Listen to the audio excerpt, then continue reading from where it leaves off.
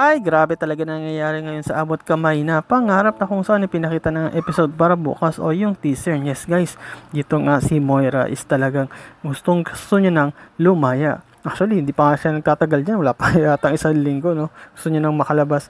Kasi nga, nahihirapan din siya. Wala siyang kakampi dyan. Halos lahat is talagang kaaway niya.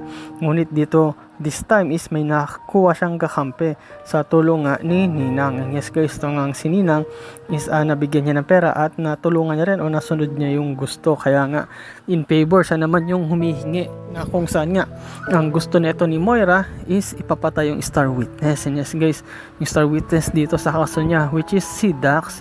At tamang-tama, kumbaga timing na timing, no, na ito nga si Ninang is magaling doon at marami siyang connection sa labas. At sabi pa nga niya na kapag ka may inutos ka sa akin is magagawa ko kahit ano pa yan. At dito nga ipapakita mismo ni Ninang na marami na siyang napatay na Star Witness noon. At dito pa kaya sa inuutos lang ni Moira, napakasimple lang at may kausap nga ito sa labas. And yes guys, ito nga hitman niya, no, na kung saan is talagang napakagaling. At sabi pa nga ni Moira, magagawa niya ba ng maayos? Then sabi ni Ninang, huwag mo akong pagdudahan. Kahit itong hitman ko is hindi mo kailangan pagdudahan sapagkat magaling ito at kayang-kaya nito gawin ang lahat ng pinag-uutos ko at magtiwala ka lang. Yes guys, ayun talagang sabi ni Ninang, at mukhang nakakuha na nga ng kakampi dito si Moira at mukhang makakalabas na nga siya. So abahan natin yan kung magkakatotoong makalabas siya o baka hindi pa. At dito nga rin guys ipinakita, no, na kung saan ito ngang si Lynette is galit na galit. Yes guys, nakipagkita nga ito kay Dax. At actually nagulat nga si Dax kasi bakit si Lynette yung nandito, kasi na-expect nga niya is ito ngang si Giselle lang makipagkita sa kanya kasi naka-schedule nga ito. Ngunit ito ngang si Giselle is umatras kasi nga busy siya, marami siyang inasikaso sa trabaho at marami pa, no. At nagulat nga itong si Dax kasi nakita niya ito ngang si Lynette, na kung saan naalala nga ni Lynette, actually nawala na yung takot nga ni Lynette patungkol o yung trauma niya dito sa mga nagkidnap sa kanya noon, lalo na dito si Dax. Kapag nakikita niya, hindi na siya natatakot kasi nga na-overcome niya na ito at ginawa niya rin makipagkita kasi nga gusto niya talagang mawala na 100% yung kanyang trauma. At kasama nga niya dito si Annalyn actually, at nung nakita siya ni Dax, nagulat siya, bakit ka nandito Lynette? At sabi ni Lynette, bakit ayaw mo ba akong makita dahil may ginawa kasalanan sa akin? At sa tingin ko, ito na yung pagkakataon ko para gumanti. At sa lahat-lahat ng ginawa mo sa akin, sa tingin ko, ito lang yung time na makaganti ako ngayon kahit nandyan yung mga pulis. At yes guys, nagulat tong si Dax kasi sinampal siya ni Lynette. At kawawa, no, itong si Dax nung kahapon nasampal, tapos ngayon na naman, ay nako, mukhang sampalin ng peg nito ni Dax, no, na kung saan kawawa naman, no? Sakit siguro no. Ako kaya pwede kayong double, no, kahit taga-sampal lang. De, joke lang. Pero yun nga guys, ito nga pinakita din na talagang galit na galit pa rin itong si Lynette na kay Dax sa mga nangyayari, at lalo na pag naisip niya yung ginawa sa kanya na sinaktan siya, halos gusto pa nga siyang rape nun at gusto pa nga siyang patayin. Yun yung worst doon. Zoe at itong si Carlos magaman. Yes guys, pinag-uusapan nga nila is itong si Dax. And yes guys, nagsabi nga din itong si Zoe na pinuntahan siya ni Dax kaya natatakot nga itong si Zoe. Ngunit tinasabi nga mismo ni Carlos na o ng tatay niya na huwag ka mag-alala kasi nakausap ko na si Dax at sinabi ko na layuan ka, at the same time sinabi ko rin na manahimik siya, wag niya tayong idadamay kundi idiin nga niya ito ngang si Moira para hindi tayo madamay at makulong lang si Moira, hindi kasama tayong dalawa.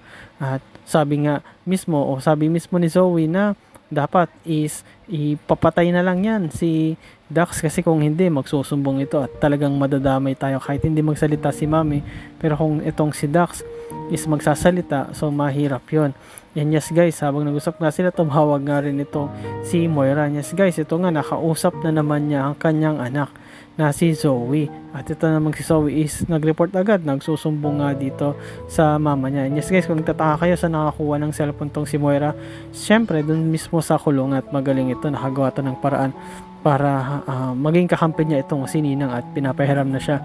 At nakausap nga niya si Zoe at sinabi niya na huwag ka mag-alala, ako na ang bahala dyan kay Dax na yan, kung ano mang ginawa niya sa'yo, ako nang bahala kasi hindi na magtatagal ang buhay niyan pagkat ipapapatay ko na siya. At sinabi nga ni Zoe, paano mo yun gagawin?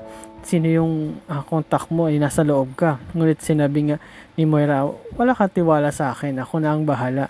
Meron dito si Ninang, siya ang tutulong sa akin at meron siya dyang inutusan na patayin nga itong si Dax mismo, na kung saan siya yung star witness ko, na kung saan kung mamatay ito is sigurado makakalaya na ako sapagkat ito lang si Dax ang pinaka-alas nitong ni Giselle at neto nga ni Robert, na kapag nawala na ito is siguradong magiging mahina na yung kaso at papalabas na ako dito sa kulungan. Yes guys, ayun talaga yung tusong plano ni Moira, no, na kung saan talagang gagawin niya lahat kung kailangan siyang magmakawa, magbayad at kumuha ng connection is gagawin niya para lang makalabas siya. At kahit na mamatay yung kung sino man kailangang patayin para mapalabas na inosente siya is gagawin niya yon. Kahit nga itong si Dax na dati niyang kakampi ay willing niyang talikuran, willing niyang patayin para lang makuha niya yung gusto niya. At yan talaga ang ugali ni Moira, na tatapakan niya lahat para lang umangat siya. At dito din ipinakita guys na naggumawa ng move o gumawa na o kumilos na itong inutusan ni Ninang, no, na kung saan ang ginawa nito is pumasok kung nasaan o nagpanggap nga ito na parang isang waiter, no, para mag-serve nga dito kay Annalyn at kay Lynette at kay Dax. Pero bago niya ginawa yun, sinigurado niya muna na nandito nga si Dax, at nung na-confirm na nga niya ito is walang kung ano-ano is kumuha na siya ng baril, nagbunot siya at nagpaputok. And yes guys, natakot nga dito si Annalyn at itong si Lynette natakot din dahil nga doon sa nasaksihan nila. At ito rin si Dax, natakot siya kasi inisip niya na baka siya yung puntiryahin nito at nagkaputukan nga at nagkasigawan din. At actually halos madali ang lahat at sa pagbabunot nga ng baril nitong lalaking ito is mutik pang matamaan tong si Lynette at si Annalyn. Ngunit itong si Dax is tinamaan at mukhang malubha o yung pagkabaril sa kanya at mukhang hindi ito makaka-recover. Ngunit sa ginawa niya pagbaril is buti na lang may mga security rin na dumating, kaya itong hard killer, itong hitman is natakot at umalis agad. At buti na lang hindi nadamay dito si Annalyn at si Lynette. At mismo sabi nga ni Moira na kung swertehin tayo, sabi niya kay Zoe, is baka hindi lang si Dax yung mapahamak o mabaril o mapatay, kundi pati nga rin tong si Lynette at ito nga si Annalyn. Pero buti na lang at least sila nadamay. Pero itong kawawa yung kondisyon ngayon ni Dax mismo kasi nabaril siya. Ang tanong lang dyan guys ngayon is makaka-recover kaya itong si Dax o mabubuhay kaya ito o makakatakas pa kaya ito o baka naman matuluyan na ito sa pamamagitan nito nga ni Ninang at nito nga ni Moira at yung hitman. At ano kaya ang mangyari dito kay Moira? Makakatakas na ba siya? Baka naman mag-stay at tuluyang mabulok siya dyan sa kulungan kahit namatay na itong si Dax. At ito namang si Giselle at si Robert, ano kayang gagawin nila para mapanatili si Moira doon sa kulungan at hindi na makalabas at baka manggulo sa kanila uli. At ito namang si Justin, ano kaya ang karagdagang impormasyon na malalaman niya patungkol nga dito sa sikreto ni Zoe at sino yung lalaking kausap niya. At ito namang si Annalyn, ano kayang gagawin niya para maprotektahan ng mama niya at hindi mapahamak at magigising pa kaya si Don Pepe. And yes guys, salamat sa panonood niyo sa aking channel, sa inyong pag-like, comment at pag-share at sa inyong support din. At yun lang guys, ingat palagi, bye bye.